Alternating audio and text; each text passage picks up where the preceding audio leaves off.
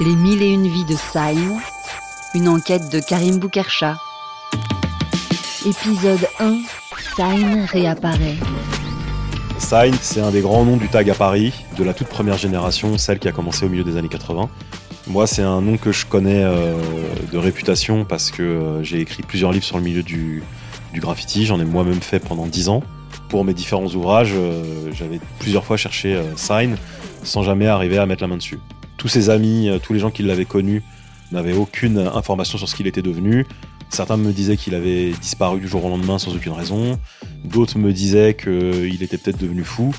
D'autres me disaient qu'il avait peut-être repris une vie normale mais qu'il voulait plus du tout entendre parler du graphe. Du coup, je m'étais un peu fait une raison en me disant que voilà, je le retrouverais peut-être jamais. Jusqu'à ce qu'en juin 2022, je vois un post sur Instagram du rappeur Rocking Squat qui annonce le décès de Sign. Sign, la légende du graffiti à Paris, le précurseur du style et du vandalisme, mon ami et mon partner in crime durant ma jeunesse au sein des TRP, CTK, DRC, Assassin, est décédé. Mais le plus fou dans cette triste nouvelle que j'apprends ce matin est qu'il nous a quittés en 2012, il y a 10 ans. Personne dans notre mouvement n'était au courant. Durant ces 20 dernières années, j'ai tenté de lancer des pistes pour retrouver sa trace, toujours en vain. Aucun moyen de mettre la main sur la moindre information. Dans le post, ce qui m'étonne le plus, c'est que Rocking Squat, en fait, il explique qu'il n'a plus eu de nouvelles de Sign depuis les années 90, qu'il apprend son décès en juin 2022, et que Sign est mort 10 ans auparavant. C'est la surprise pour tout le monde. Et parmi tous les commentaires qu'il y a en dessous de la photo, je repère les sœurs de Sign qui se disent être très touchées et qui remercient les gens de toutes leurs marques d'affection, etc. À partir de là, moi je décide de rentrer en contact avec elles. Donc j'ai plein de questions pour elles. Et en fait, en discutant avec elles, je me rends compte qu'elles savent rien du tout en fait sur le parcours de leur frère. Et que justement, elles hallucinent qu'il ait été aussi important apparemment pour le milieu. Leur mère ne sait rien, elles non plus ne savent rien. Personne ne sait rien, quoi. Finalement, je me retrouve avec plus de mystère que de réponses, quoi. C'est ça qui m'a donné l'idée de mener une enquête, en fait, qui permettrait aux gens du milieu hip-hop de savoir ce que Sign était devenu, et surtout pour la famille, de savoir qu'est-ce qui s'était passé durant toutes ces années pour leur fils, leur frère. Quand tu nous as contactés pour faire ce travail d'enquête sur Urvan... Eve-Marie, sœur de Sign. On s'est tout de suite dit que ça pouvait nous permettre de lever toutes les zones d'ombre qui existaient depuis tant d'années. Quand je commence, je me doute pas du tout que ça va prendre 2 ans, que je vais faire parler une centaine de personnes, et encore moins de tout ce qu'on va découvrir. C'est au fur et à mesure des coups de téléphone que je m'aperçois en fait que Sign est un mystère pour tout le monde. Tout le monde se pose des questions, et tout le monde détient un tout petit bout de l'histoire. Personne ne sait exactement qui est Sign, et encore moins ce qui lui est arrivé. Donc là, ce que vous allez écouter, c'est le résultat de ces 2 ans d'enquête passés à essayer de reconstituer la vie de Sign. Les 1001 vies de Sign. Épisode 1, Sign réapparaît. Au départ... Eve-Marie. Moi, j'avais une vision de Gurvan d'une petite fille qui a 14 ans de moins, qui voit son grand frère un peu comme un champion, un héros, parce qu'il est grand, parce qu'il fait des trucs fous, parce qu'il danse, parce qu'il fait du smurf dans l'appartement. Il était très solaire et très, très sympa. Moi, quand j'étais petite, c'était vraiment quelqu'un qui était central. Il habitait à la maison, il était avec nous à Paris. Mais c'est après moi je l'ai plus vu du coup pendant longtemps, on n'a plus une nouvelle de lui. Je savais qu'il avait fait du graffiti un peu, qu'il faisait quelques tags par-ci par-là, mais effectivement, on n'y avait pas du tout de connexion avec cette première vie qui avait été la sienne. Moi je suis vraiment tombée des nues, quoi. Delphine, sœur de Sign. C'est-à-dire que c'est comme si, je sais pas, tu prends n'importe quelle personne de ta famille et du jour au lendemain, t'apprends que cette personne, elle est, je sais pas, qu'elle avait une double vie, quoi, et que avec tout un univers, tout un monde dont tu n'as jamais entendu parler. C'est assez fou, d'ailleurs. C'est vraiment... moi, je suis restée vraiment sans mots. Je me disais, mais c'est pas possible. Mais pourquoi pourquoi il nous a jamais parlé de ça, en fait?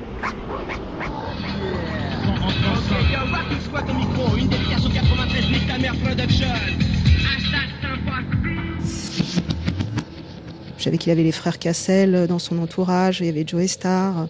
J'avais des noms comme ça qui résonnaient un petit peu, mais bon, voilà, c'est pas des gens facilement joignables. Et c'est vrai que du coup, toute cette partie de sa vie restait inconnue. Il est mort dans une confidentialité qui ne pouvait pas laisser supposer qu'il ait eu une existence aussi foisonnante d'art en tout genre. Enfin, il est décédé, hélas, de façon très confidentielle et on ne pouvait pas imaginer tout ce qu'on a découvert par la suite.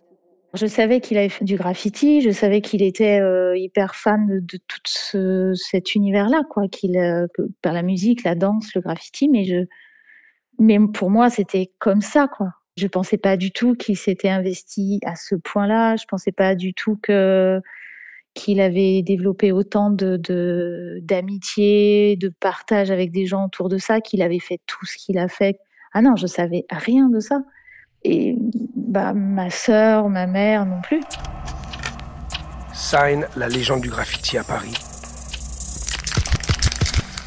Quand j'ai rencontré Maï à cette soirée où en fait elle, c'est en me voyant qu'elle a compris que j'étais la sœur de Gurvan et que son premier amour était décédé et que voilà, il y avait un mur du silence qui tombait. Et que moi, de mon côté, j'ai compris que en fait, j'étais face à une des premières petites amies et seules petites amies de Gurvan. C'est un moment intime pour toi quand tu apprends la mort de quelqu'un. Maï Lucas, photographe, ancienne petite amie de Sign. Et que tu te rends compte que tu n'as pas vu cette personne depuis longtemps. Pourtant, elle faisait partie de ta vie et des moments forts. Je suis à cette soirée. Je rencontre un homme qui me parle du hip-hop et cet homme, out of the blue, me demande « Est-ce que tu connais Gurvan ?» Et là, j'étais trop contente parce que ça faisait longtemps que je ne l'avais pas vu et je venais de sortir le livre Hip-Hop Diary of a Fly Girl. Je voulais lui en parler parce que ça rappelait toute notre jeunesse et je lui demande comment il va. Et là, il m'apprend il est mort. J'étais terrassée. J'apprenais qu'une des personnes importantes de ce mouvement n'était plus là et qu'on m'en avait jamais parlé. Il me dit, écoute, tu sais, je sors avec sa sœur et je crois qu'elle serait très contente de te rencontrer. Il est mort il y a plus de 10 ans et elle essaye de rencontrer les gens qu'il avait connus parce qu'il y a un grand mystère autour de la vie de Gurvan. Donc, il l'a appelée tout de suite et j'ai attendu sur un banc qu'elle arrive et nous nous sommes retrouvés et tout d'un coup, toute l'histoire de Gurvan est apparue et ça m'a plongée toute la semaine dans beaucoup de mélancolie et de tristesse. Parce que Gurvan, c'était un de mes premiers fiancés dans le hip-hop et c'était un mec avec qui j'avais vécu tous mes débuts de Fly Girl. On s'était vraiment bien marré et c'était un être assez exceptionnel. Gurvan, c'était Sign. Et Sign, c'était un tagueur fou. C'était un mec qui avait une attitude, qui créait une ambiance incroyable partout où il était. Et tout en étant très extravagant, était très intime et tendre. Donc, je rencontre Ève-Marie et je rencontre une femme, alors que j'avais entendu parler d'elle avant comme une petite fille, comme je savais que Gurvan avait 2 petites sœurs. Et elle me parle de la solitude de son frère, de l'incompréhension. S'ouvre alors tout un pan pour elle de se rendre compte qu'il avait une petite amie, que c'était un tagueur, qu'il y avait beaucoup de gens qui l'aimaient. Voilà, c'est le début pour elle d'une grande découverte.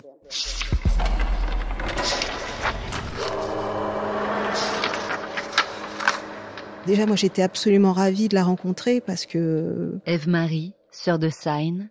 Parce que j'ai rencontré personne de son existence. Personne, c'est un peu un crève-cœur d'ailleurs, mais Et quand j'ai rencontré Maï, j'ai pas compris tout de suite pourquoi elle faisait cette tête-là. Parce que, en fait, moi, j'étais absolument ravie de la rencontrer parce que ça faisait 10 ans après le décès de Gurvan. Elle était en train d'apprendre sa mort. Moi, j'étais en train de rencontrer quelqu'un qui faisait partie de sa vie. Et en fait, on était dans des sentiments assez particuliers, assez opposés. C'est-à-dire que je pense qu'elle devait être très contente de rencontrer la sœur de Gurvan, mais en même temps, voilà. Et moi, j'étais ravie. Et donc, on a commencé naturellement à se parler. Et en fait, c'est là que petit à petit, elle m'a dit, mais tu veux dire... Tu as entendu parler de Sign? Je lui dis ouais, Sign, c'est... Alors, je me souvenais des graffitis que Gurvan faisait un petit peu aptes sur des petits bouts de graphe par-ci, par-là. Je dis oui, il faisait du graphe. Et je lui dis, mais en fait, il faisait pas du graphe. C'était beaucoup plus important que ça dans l'histoire du hip-hop. Et je dis, mais quoi? Qu'est-ce que quoi? Et en fait, elle a ouvert en fait une sorte de boîte de Pandore de l'existence de Gurvan que j'imaginais sympathique, mais j'imaginais pas importante pour tout un tas de gens. Ma sœur, elle m'a raconté cette histoire et effectivement, c'est comme ça que Maï, elle a appris que Gurvan était mort. Parce que pendant toutes ces années, en fait, nous, on connaissait pas les amis de Gurvan. Et Gurvan avait disparu, ils ne savaient pas ce qu'il était devenu. Eux non plus, ils ne savaient pas. Dès le lendemain, je rentre à la maison, je suis dépitée. Vraiment, ça me plonge dans un spleen. Maï Lucas. Je trouve ça tellement triste de me dire que voilà, ça fait 10 ans qu'il est mort. C'est énorme. Comment on peut mourir comme ça dans l'oubli? Personne n'est au courant, tu vois. Donc, je décide d'appeler les 2 personnes avec qui il était le plus proche quand j'étais avec lui, qui sont Solo et Mathias, évidemment, le groupe Assassin. Le hip-hop a son histoire et celle-ci connaît l'ancienne école. Solo est triste, il est étonné. Je sais même pas quoi te dire. Et j'appelle Mathias qui, là, je sens vraiment, comme moi, on est tout d'un coup reliés par un grand désespoir, par une grande admiration pour ce mec qui il a été. C'est sûr que si, en me mettant à leur place... Delphine, sœur de Sign. C'est quelque chose qui a dû être très, très déstabilisant, quoi. C'est vrai qu'il y avait un décalage parce que Gurvan, il est mort en 2013. Et donc, on était en 2022. Et nous, on avait fait notre deuil. Et eux, ils commençaient à faire le leur. Enfin, moi, j'étais vraiment tellement désolée parce que j'avais des fois des personnes qui m'ont écrit et qui étaient hyper touchées, hyper émues. Et moi, c'est pas que je l'étais pas, mais je me rendais compte du décalage terrible de toutes ces années où nous, on avait vécu notre processus de deuil. Et on en était là où on en était, quoi. Je dis on, moi et ma famille. Et ces personnes-là qui venaient de l'apprendre, pour eux, c'était un choc. C'était très étrange comme situation. Ça fait très longtemps que je me demandais ce qui devenait. Cette option existait dans ma tête, en fait, qu'il est vraiment disparu, mais sans vraiment me l'admettre. Mathias, Rocking Squat, évidemment du groupe Assassin, dès le lendemain, publie sur Instagram le décès de Sign et tout le monde est étonné et voilà, c'est comme ça que ça a été connu par le public.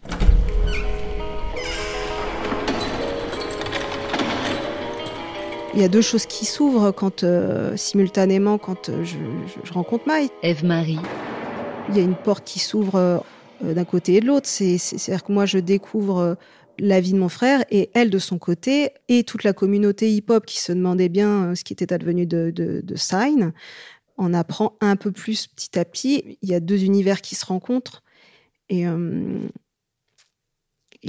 voilà, tout reste à faire. Toutes les découvertes restent à faire.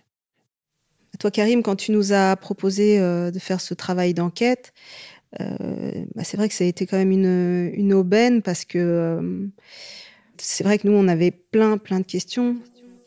Du coup, moi, je me suis demandé depuis si si effectivement il y avait quelqu'un qui avait vraiment connu Gurvan dans son entièreté. Delphine. Un peu comme s'il y avait deux clans, deux familles, on va dire. Il y a la famille, la famille, la vraie famille, et puis la famille de cœur, de passion liée à la passion qu'avait Gurvan, quoi, mais qu'il n'a pas partagé avec nous, sa famille d'origine.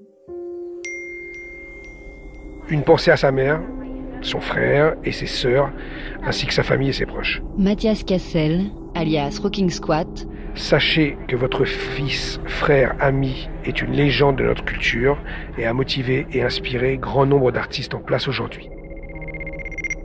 C'est vrai que quand on voit le poste de Mathias, c'est incroyable. Ève-Marie. Ça semble tellement irréel, la légende du graphe, des commentaires dithyrambiques et des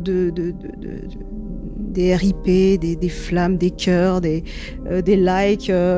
C'est très impressionnant venant d'un mort. Gurvan, il a quand même le chic pour revenir 20 ans après, 10 ans après sa mort.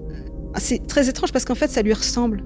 Il y a quelque chose là-dedans, dans les modalités de la révélation, qui lui ressemble un peu. Comme s'il y avait un peu de lui dans tout ça, quoi. Alors après, histoire de croyances, d'énergie, tout ça, chacun y verra ce qu'il veut, mais c'est difficile de pas y voir un truc un peu fou. Et un peu de son ADN à lui, quoi. Sign restera dans la légende du graffiti comme un des artistes les plus talentueux et avant-gardistes de notre génération. Je ne garde que des bons souvenirs, des centaines de soirées que nous avons faites ensemble, des rigolades à n'en plus finir. Je suis triste d'apprendre ta disparition. Paix à ton âme, mon frère. Repose en paix. Toi, quand tu l'as vu ce post, ça t'a fait quoi? Je l'ai trouvé tellement mignon avec son regard et il était très facétieux, donc cette tête-là, elle est parfaite.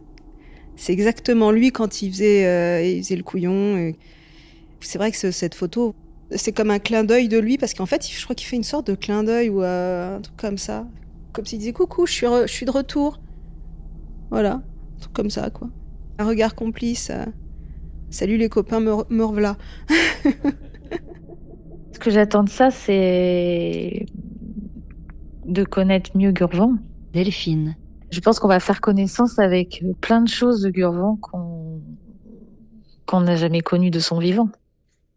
Ça, c'est sûr que c'est ça qui est très beau et très touchant dans ce projet. C'est que quelque part, c'est comme si enfin... Mais bon, c'est pas enfin parce qu'en fait, on savait pas qu'il y avait des choses cachées. Donc, c'est pas genre « Ah, enfin, on sait !» C'est pas ça. C'est que là, oui, il y a une porte qui s'ouvre vers quelque chose, tout un univers dont on ne savait rien. Donc, c'est ça qui est magnifique dans ce projet. C'est vraiment très étrange de faire connaissance avec une partie d'une personne qui n'est plus là, que tu as connue, mais que tu as connue que sous un certain angle et dont tu n'as connu que certaines facettes. Et je me dis que ça tient aussi à pas grand-chose parce que tu vois, si le copain d'Ève avait pas rencontré Maï dans une soirée et puis au détour d'une conversation, s'il s'était pas mis à parler de Gurvan, enfin, tu vois, ça tient à pas grand-chose. Ça aurait peut-être pu rester comme ça pendant encore très longtemps, tu vois. Enfin, c'est-à-dire que nous, dans l'ignorance et la famille de cœur, d'amis de Gurvan serait restée aussi dans l'ignorance peut-être pendant encore très longtemps aussi. Sans cet hasard-là de cette rencontre. C'est là où je me dis quand même, c'est assez incroyable. L'annonce qu'il avait une certaine notoriété. Danielle, mère de Sign. J'ai pas du tout été étonnée. Ça m'étonne pas trop. Parce que souvent, en société, ne serait-ce que par son mutisme quelque part, il était intéressant. C'est quand même incroyable. Il avait une présence. Pour moi, c'est une grande émotion parce que ça remet en scène des choses sensibles, c'est certain. Hein. Depuis le départ de Gurvan en 2013, et je redécouvre un fils. Non pas que je l'ai perdu, mais il y a toute une partie de sa vie à laquelle je participais, pour ainsi dire, pas du tout. Ça n'empêche qu'entre lui et moi, le courant passait beaucoup. et qu'on n'a jamais été au large de ses préoccupations. On a toujours été très présents. Mais lui, il voulait vivre sa vie. Il vivait sa vie. Il avait du vent sous les semelles. Hein.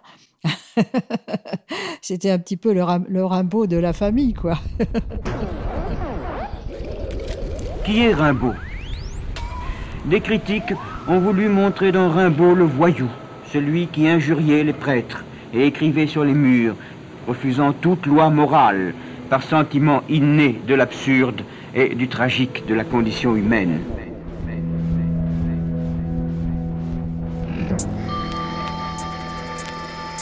Affaire à suivre. Dans le prochain épisode, avant le tag. Et puis à un moment, il a disparu. Et j'ai plus jamais entendu parler de lui jusqu'à ce que finalement mon frère en parle il y a pas longtemps sur Instagram.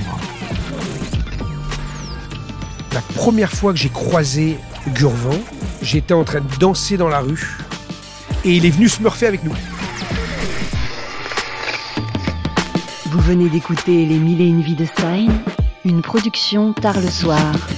Enquête de Karim Boukercha, réalisée par Elsa Denac. Musique originale Basile Bocquer. Mixage Simon Zrak. Ce podcast fait partie d'un projet transmédia. Prolongez l'histoire avec un texte et des images inédites en vous procurant le livre My Name is Sign, Paris is Mine aux éditions L'Œil d'Horus. Livre disponible uniquement en ligne sur www.westedtalent.fr. Merci au fonds de dotation Agnès B, à Pseudo Radio et au fonds Renault pour l'Art d'avoir soutenu le projet.